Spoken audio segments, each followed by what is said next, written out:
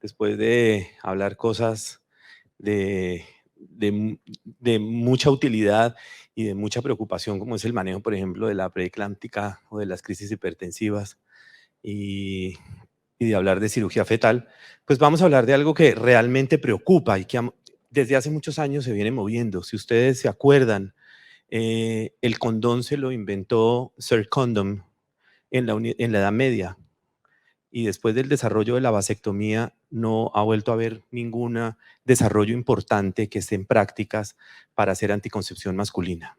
Pero sí es una preocupación que existe y cada vez vemos más cómo hay más participación masculina en la anticoncepción.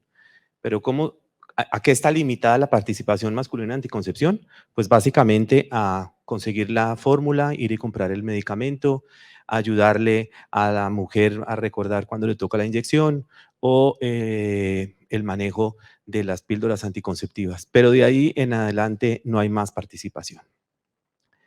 Vamos entonces, antes de pasar a contarles lo que les traje para informarles sobre anticoncepción masculina, no tengo ningún conflicto de intereses para presentar esta charla. Como dijeron, trabajo en Profamilia y en la Universidad de los Andes como profesor clínico. Pensemos entonces un poco de dónde viene la preocupación, pues de la tasa de embarazos no deseados. Mundialmente, la tasa de embarazos no deseados es alrededor del 46%. Pero si nosotros nos vamos, por ejemplo, a la encuesta nacional de demografía y salud que se hace cada 5 años, pero que la del 2020 no se pudo hacer por las razones que ustedes conocen, en el 2015 la tasa nos quedó que alrededor del 52% de los niños que nacen en Colombia o no eran planeados o son francamente indeseados. Entonces, esa es una preocupación importante. A pesar de que en el año 2006 la Corte Constitucional hace la primera sentencia, la 355, para la despenalización del aborto con 3 causales, y ahora el día 21 de febrero de este año la 055, que quita las causales en las primeras 24 semanas, y hoy les va a contar Laura Gil por qué 24 semanas. El acceso, en todo caso, a los servicios de interrupción voluntaria del embarazo no es pleno ni universal, a pesar de haber quitado las causales. Y lo otro es las verdaderas contraindicaciones de los métodos anticonceptivos femeninos y los mitos frente a los métodos anticonceptivos femeninos. Con lo cual esto nos dice, hay necesidad de ofrecer una opción de anticoncepción masculina. Pero ¿cómo se imaginan? Pues lo mismo que hizo el doctor Pincus en 1938 cuando él observó que si a una rata le daban el extracto de ovario de la otra rata, no tendría estro, con lo cual no tendría fase fértil. Entonces es más o menos lo mismo, el mismo principio de hay algo con las hormonas que podemos bloquear para que no haya fertilidad. Entonces los primeros intentos de hacer anticoncepción masculina obviamente están centrados en un manejo hormonal. Pero, como vamos a ir viendo durante el desarrollo de la charla, no ha sido tan fácil. Entonces, hay métodos hormonales con andrógeno únicamente, combinando el andrógeno con otra esteroide sexual, que vamos a ver más adelante, o métodos no hormonales diferentes al condón, tratando de bloquear un poco el viaje de los espermatozoides por el conducto deferente. Recordemos entonces esto que todos se acuerdan fácilmente del curso de fisiología y después en noveno semestre cuando hacíamos urología. Y es básicamente cómo es la cadena para la producción de esteroides sexuales y la cadena para la producción de espermatozoides. Desde el hipotálamo, la GnRH va a la pituitaria entonces se encarga de la LH, que hace la maduración en las células de Sertoli para tener espermatozoides y en las de Leydig para tener testosterona. Entonces, ¿qué es lo que tenemos que hacer? Listo, bloqueemos la LH y la FSH para nosotros poder hacer un efecto de disminución de la producción espermática. Y eso es el planteamiento que es súper fácil. Entonces, los primeros intentos se hacen así. Démosle testosterona, enantato de testosterona o un decanoato de testosterona, y con esto logramos la disminución en la cantidad de espermatozoides y logramos un anticonceptivo hormonal masculino. Pero no era tan fácil. Primero porque los ensayos muestran, los primeros estudios eran con una inyección diaria, entonces no era práctico. Yo particularmente le tengo miedo a las inyecciones, nunca habría utilizado un anticonceptivo que tuviera que pincharme todos los días. Y los efectos secundarios además eran muy complicados. Entonces vamos a ir mirando poco a poco. ¿Qué es lo que se persigue al hacer anticoncepción masculina? Pues reducir los espermatozoides. Nosotros que hacemos pues vasectomías desde el año de 1970, a los pacientes vasectomizados les hacemos un control a los 3 meses, porque inicialmente en la vasectomía se decía que era efectiva a los 3 meses o después de 20 eyaculaciones, como la garantía de los carros, pero hoy en día ya no se les dice eso, porque muchos pacientes le decíamos esto y decía, 20 eyaculaciones, la semana entrante vengo, doctor. Entonces, eso no es así. Hay que hacer las 12 semanas para poder decir que realmente el control de la vasectomía es para mirar si ese conteo de espermatozoides está por debajo de 1 millón de espermatozoides por mililitro de eyaculación, para poder hablar de infertilidad en ese paciente. Y es lo mismo lo que hace la anticoncepción hormonal masculina. Bajémoslo, y aquí le bajaron un poquito el techo y lo dejaron entre 1 y 3 millones de espermatozoides para considerarlo efectivo. Los estudios, y lo decía el colega mexicano, no son tan fáciles de hacer. ¿Por qué? Porque los estudios son, primero rebaje la cuenta de espermatozoides y después páselo a la verdadera parte del estudio, que es tenga relaciones con su pareja sin ningún otro método anticonceptivo, para ver si realmente es efectivo o no. O sea, no es solamente reducir el conteo espermático, sino mirar la eficacia ya en el campo. Entonces, los primeros 2 estudios son patrocinados por Organización Mundial de la Salud. Como les decía, quitan el tener que poner la inyección mensual diariamente y la pasan a semanal, 200 miligramos de testosterona. El 70% de los participantes del estudio hacen una zoospermia.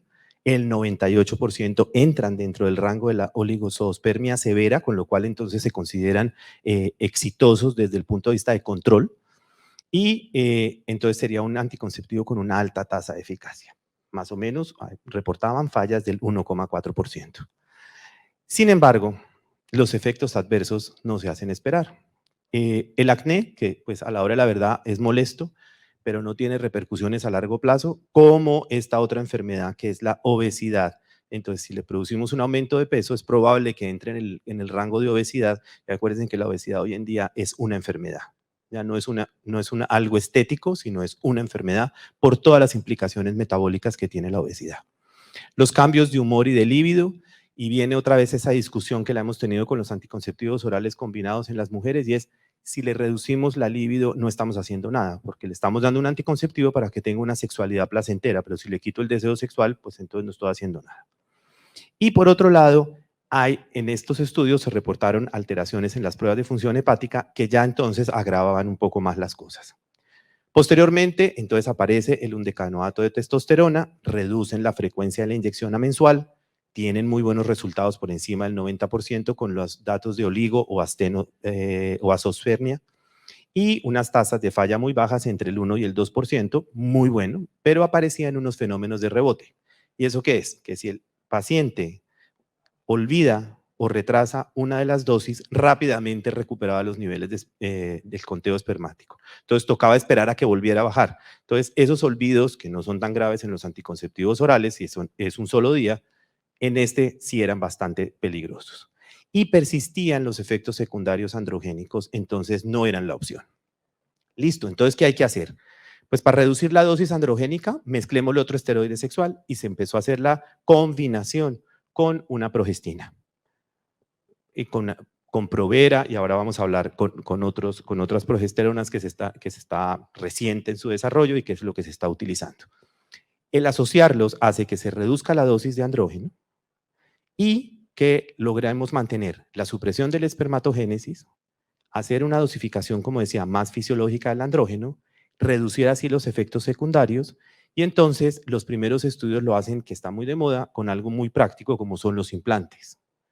Ya tenemos la experiencia de los implantes subdérmicos en las mujeres. Estos implantes de testosterona son más pequeños, no son de 43 milímetros como son algunos de los implantes subdérmicos de progestina en mujeres.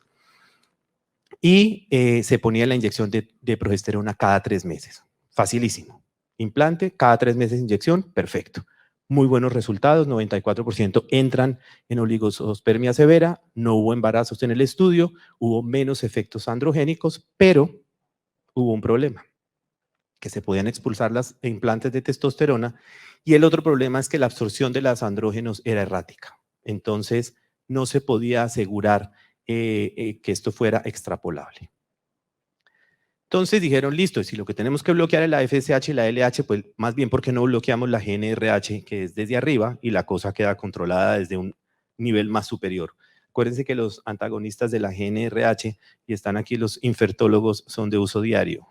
Entonces, nuevamente se complicaba la facilidad para el uso. Entonces, aunque lograban unos buenos niveles de supresión de las gonadotrofinas, el problema era la frecuencia. Y la supresión hacía que no fuera tan fácil de manejar en estos pacientes. Entonces dijeron, bueno, tenemos un desafío y es mejorar la calidad de los andrógenos y asociarlo a la progestina.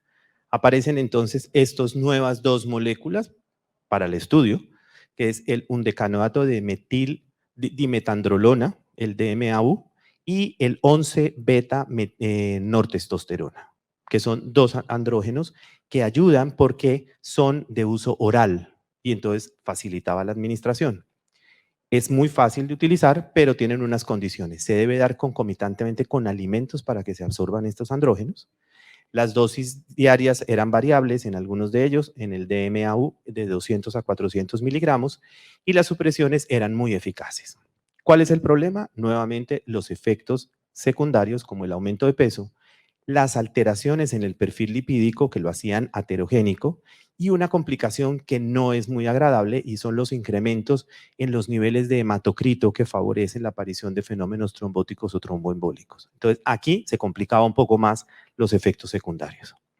Y entonces dijeron, volvamos nuevamente a pensar en algo que sea asociado. Y entonces lo más reciente es lo que ustedes ven en la parte derecha de la diapositiva, que es la asociación de un gel de testosterona más la nestorona, que es una progestina. Es de fácil aplicación porque es una progestina muy potente. Se está buscando que venga combinado en el mismo gel los dos esteroides. Además, la nestorona tiene la capacidad de que activa únicamente el receptor de progestina y entonces estas acciones hacen que disminuyan los efectos androgénicos, tiene muy buena capacidad de supresión de FSH y LH. Acuérdense ustedes que las progestinas en anticoncepción femenina son las responsables de hacer el bloqueo de las gonadotrofinas y de la alteración, bueno, del moco cervical, que aquí no aplica, y tienen muy buenos resultados estas dos. Especialmente el de los geles, son los que mejores resultados han dado, pero los estudios se hicieron inicialmente en Asia, específicamente en la China. Al extrapolarlos en población occidental, los resultados no son los mismos. Y aunque todavía no hay claridad qué es lo que pasa, se sospecha que hay algo dentro de la raza asiática que permite que esto tenga un mejor efecto que no lo tenemos los occidentales. Entonces, no, por eso no está en el mercado todavía. Pero todavía no se sabe qué es exactamente. Para resumirles, este artículo, que es del año 2020, que habla de la anticoncepción hormonal masculina, estas son las alternativas que tenemos. Y miren ustedes que los resultados son buenos. Si uno mira lo que se busca de tener conteos por debajo de 3 o por debajo de 1 millón de espermatozoides por mililitros, los resultados son buenísimos. Obviamente en los primeros pues no eran muy altos, pero después vemos resultados que sobrepasan muy por encima del 90% de eficacia en reducción. Y luego, cuando ya lo ponen en práctica en las parejas, vemos también cómo los embarazos también son muy bajos. Y eso ha alentado a continuar las investigaciones, pero como les digo, con la limitación de no tenerlo disponible para para toda la población. O sea, hay que replicar los estudios en diferentes grupos poblacionales, en diferentes grupos étnicos, para poder tener la certeza que esta es la mejor alternativa. Entonces, ¿cuáles son los desafíos que tenemos que pensar aquí? Los eventos adversos y la seguridad a largo plazo. No hay efectos a largo plazo muy graves, afortunadamente. Hay preocupación, sobre la seguridad del uso prolongado de los andrógenos, porque esto lo estamos viendo ahora, pero no sabemos. Hay mujeres que duran tomando anticonceptivos orales combinados 15, 20 años. Ya les hemos dicho que con un año que lo tome continuo va a tener una ventaja de reducir el riesgo relativo a hacer cáncer de endometrio o cáncer de ovario, pero no sabemos si el uso prolongado de andrógenos tenga algún beneficio o por el contrario algún daño en el paciente que así lo utilice. Entonces todavía no tenemos esa información. Los métodos varían dependiendo cómo es la asociación. Como les decía, lo ideal es el gel porque es el que permitiría el mayor cumplimiento del esquema de tratamiento. Y hay que ver cómo estos ciclos de espermatogénesis, que son de alrededor de 72 días, tienen que tenerse en cuenta porque estos son métodos temporales reversibles. Entonces hay que hacer toda esta explicación a los usuarios y a las parejas en caso de que quieran, al suspenderlo, buscar una nueva gestación.